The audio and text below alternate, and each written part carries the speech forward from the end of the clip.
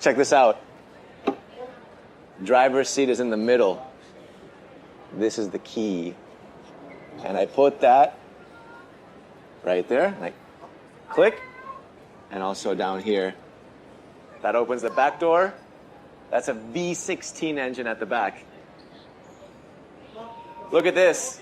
Look at the shape. This is a brand new Audi made in 2024. Now over here, there's two knobs. Do this, and then that.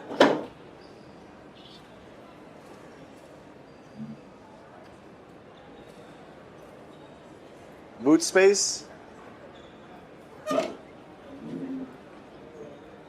And that's the engine bay.